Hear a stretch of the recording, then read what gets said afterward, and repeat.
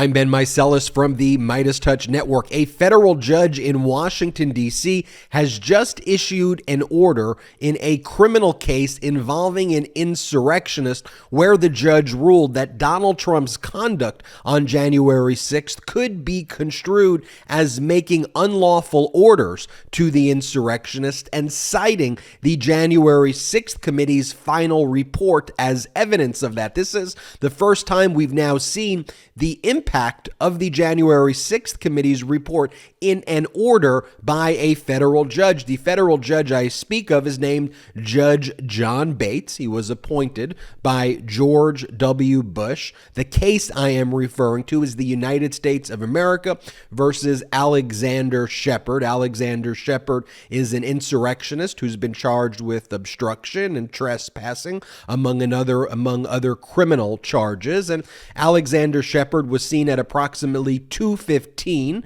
entering the United States Capitol, confronting Capitol police officers guarding the doors while members were still being evacuated from the House chambers, and recording a video of the members of Congress evacuating and of himself announcing, quote, "They've shut down Congress, let's effing go," is what he said on this video.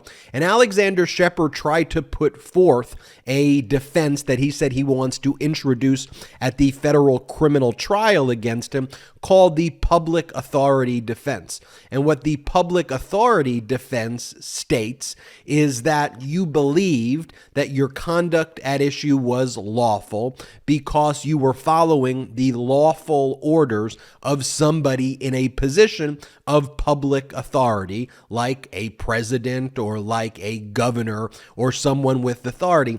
In essence, it's almost like an entrapment by estoppel, that you were told to do it, you thought you were following lawful orders, and so you don't have the requisite mens rea or mental state because you were following orders that were lawful and you believed to be lawful.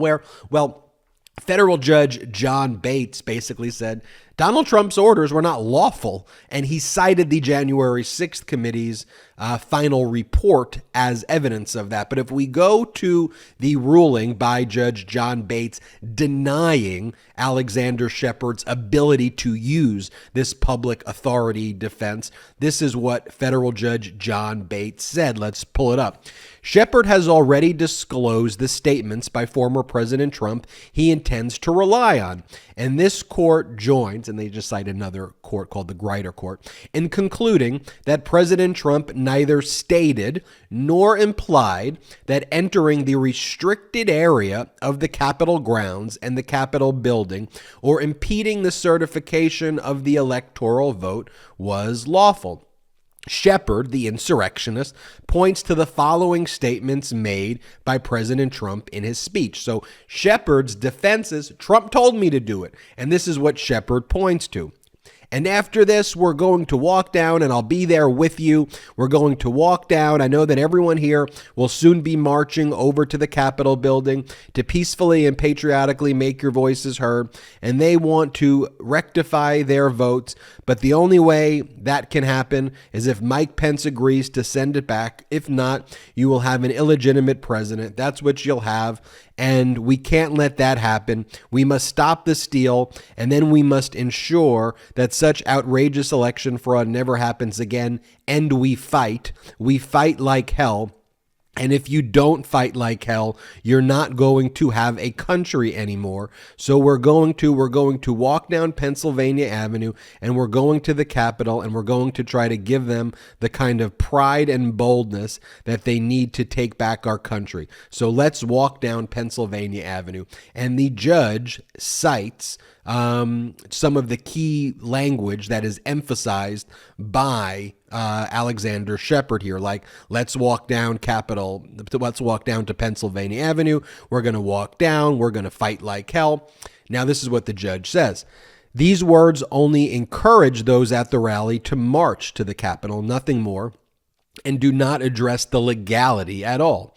But although his express words only mention walking down Pennsylvania Avenue to the Capitol, one might conclude that the context implies that he was urging protesters to do something more, perhaps to enter the Capitol building and stop the certification. Then you'll see there's a footnote 7. Footnote 7 is where he cites the January 6th committee report. But this is the important part about what this federal judge is saying. Although his express words may only mention walking down Pennsylvania Avenue to the Capitol, one might conclude that the context implies something more, and that something more is in footnote 7. But even if so, there is simply no indication that Trump informed the protesters that doing so would be legal, as required to make out either defense. His speech simply suggests that it would be an act of boldness to, quote, stop the steal.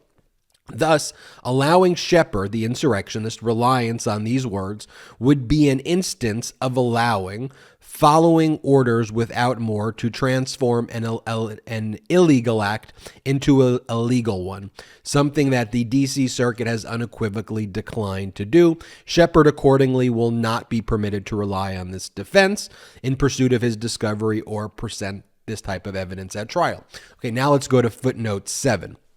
Footnote 7 says the following: the House Select Committee to investigate the January 6th attack on the United States Capitol has concluded that former President Trump's behavior, starting in late 2020 and through January 6, 2021, violated at least 4 federal statutes. Then it goes, see introductory material of the committee report.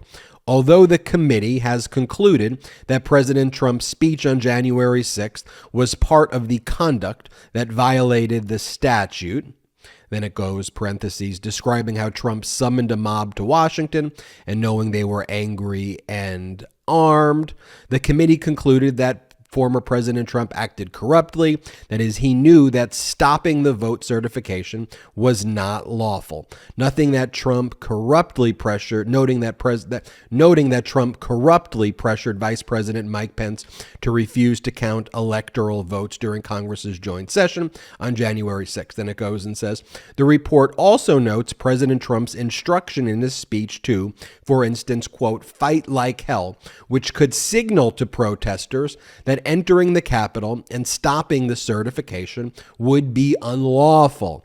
Thus, the conclusions reached here that even if protesters believed they were following orders, they were not misled about the legality of their actions and thus fall outside the scope of any public authority defense is consistent with the committee's findings. I think that's the most important line right there, where it basically says that here, thus, the conclusions reached here that even if the protesters believed they were following orders, they were not misled because the report notes President Trump's instruction in his speech to fight like hell could be interpreted by the protesters, rightfully so, as asking them to do something unlawful. In other words, a protester who heard Trump's orders would believe that they were committing a crime, to fight like hell, to obstruct the certification process, to stop a free and fair election. And here, this federal judge points that magnifying glass squarely at Donald Trump. So in terms of what special counsel Jack Smith is going to do, how other federal judges are going to look at potential indictments against Donald Trump, here, where insurrectionists are trying to say, look, Trump gave us these lawful orders that we were following. Here we have a Republican appointee saying, no, Trump's order to you to fight like hell and obstruct and to march into the Capitol building was an unlawful order to begin with, consistent with the January 6th committee's report. So we see the importance also of the January 6th committee report, not just on public perception, not just in the fact that it has this powerful referral tool to special counsel Jack Smith and to the Department of Justice, but also the fact that now federal judges are relying on the incredible report prepared by the January 6th committee to state Donald Trump's orders were found to be unlawful orders, that Donald Trump knew what he was doing, and we should not construe what Trump was doing as asking for a legal act. It was an unlawful act Donald Trump was calling for. So we will keep you posted here, but a big development that a federal judge is utilizing the report in that way. Also, just as my own footnote to this video, Alexander Sheppard, in the same motion, tried to file a change of venue and tried to file a motion to dismiss, or requested a motion to dismiss and a change of venue, and the federal judge, John Bates, denied that. Alex Sheppard will go to trial. He's facing a lot of serious time. I think Bates will probably, we'll see what will happen, but I think that Sheppard will probably try to enter into a plea agreement if I was a betting person, and we'll see what Bates sentences Sheppard to, but I don't think Bates is actually going to go to trial now that he can't make that defense, and he shouldn't be able to make that defense for the reasons that I read. Until next time, I'm Ben Meiselas from the MeidasTouch Network. Hit the subscribe button. We are on our way to 1 million subscribers, just past 800,000 subs. Let's get to 1 million. Also, check us out at patreon.com/MeidasTouch, patreon.com/MeidasTouch. We have lots of great exclusive content on our Patreon site, but most importantly, we're not funded by any outside investors at all. We're 100% independent, 100% accountable to you. So if you want to support this network, check it out there, patreon.com/MeidasTouch. Until next time, I'm Ben Meiselas. At MeidasTouch, we are unapologetically pro-democracy, and we demand justice and accountability. That's why we're spreading our message to Convict 45. That's right, gear up right now with your Convict 45 tees and pins at store.MeidasTouch.com. That's store.MeidasTouch.com.